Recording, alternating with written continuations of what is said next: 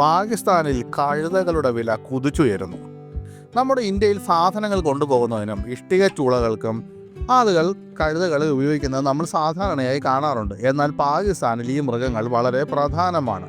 അടുത്തിടെ പാകിസ്ഥാൻ കഴുതകൾക്കുള്ള ആവശ്യം പെട്ടെന്ന് വർദ്ധിച്ചു. 2-3 വർഷങ്ങൾക്ക് മുമ്പ് പാകിസ്ഥാൻ രൂപയിൽ 20,000 രൂപ വരെ വിലയുണ്ടായിരുന്ന കഴുതകളുടെ വില ഇപ്പോൾ 3 ലക്ഷമായി കുതിച്ചുയർന്നു. വില വർധനവ് ഏതെങ്കിലും ഒരു നഗരത്തിൽ മാത്രമായിട്ടല്ല, രാജ്യത്തുടനീളമാണ്. കഴുതകളുടെ വിലയിൽ ഇങ്ങനെയുള്ള ഒരു കുതിച്ചുചാട്ടം പലരും നിരീക്ഷിച്ചു. പാകിസ്ഥാനിലെ നിരവധി വ്യവസായങ്ങളുടെ അവിഭാജ്യ ഘടകമാണ് കഴുതകൾ എന്നത് ശ്രദ്ധിക്കപ്പെടേണ്ടതാണ്. പാവപ്പെട്ട കൂലി തൊഴിലാളികൾ ഭാരമേറിയ സാധനങ്ങൾ കയറ്റാനും ഒരിടത്തു നിന്നും മറ്റൊരിടത്തേക്ക് കൊണ്ടുപോകാനും കഴുത വണ്ടികൾ ഉപയോഗിക്കുന്നു. എന്നാൽ പാകിസ്ഥാനിൽ കഴുതകളുടെ വില ഇപ്പോൾ പ്രത്യേക സാഹചര്യത്തിൽ ഇങ്ങനെ പെട്ടെന്ന് കുതിച്ചു വരുന്നത് എന്തുകൊണ്ടാണ്? പ്രത്യേകമായി പാകിസ്ഥാനിലെ കഴുതകളുടെ വില പെട്ടെന്ന് ഉയരുന്നതിന് പിന്നിൽ ചൈനയാണ്.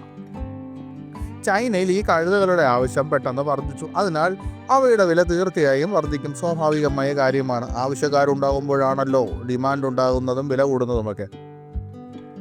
ചൈനയിൽ പാകിസ്ഥാൻ കഴുതകൾക്കുള്ള ആവശ്യം വർദ്ധിക്കുന്നതിനുള്ള ഏറ്റവും വലിയ കാരണം എജിയാവോ ഈ വ്യവസായമാണ്. പരമ്പരാഗത ചൈനീസ് വൈദ്യത്തിൽ ഉപയോഗിക്കുന്ന എജിയാലിസ് എന്ന ജെലാറ്റിനാണ് പ്രധാന കാരണം. കഴുതയുടെ തൊലി തിളപ്പിച്ച് കട്ടിയാക്കിയാണ് ഈ ജെലാറ്റിൻ നിർമ്മിക്കുന്നത്. ഇതിനുശേഷം ക്ഷീണം ശമിപ്പിക്കാനും പ്രതിരോധശേഷി വർദ്ധിപ്പിക്കാനും ട്യൂമറുകൾ, അനീമിയ തുടങ്ങിയ രോഗങ്ങൾ ചികിത്സിക്കാനും ഇത് ഉപയോഗിക്കുന്നു. പരമ്പരാഗത ചൈനീസ് ഔഷധ കടകളിൽ ജെലാറ്റിൻ വലിയ അളവിൽ ഉപയോഗിക്കുന്നു.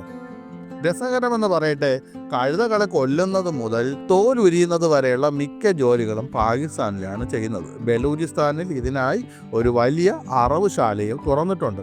ഇപ്പോൾ മനസ്സിലായല്ലോ, കഴുത വെറും കഴുതയല്ലെന്ന്. ഒന്നുമല്ലെങ്കിലും എല്ലാ വ്യവസായങ്ങളും നശിച്ച് കൃഷിയും നശിച്ച് ഗതികെട്ടിരിക്കുന്ന ഒരു രാജ്യത്തിന് കഴുതയെ കൊണ്ടെങ്കിലും ഗുണമുണ്ടാകട്ടെ എന്ന് നമുക്ക് ആശ്വസിക്കാം.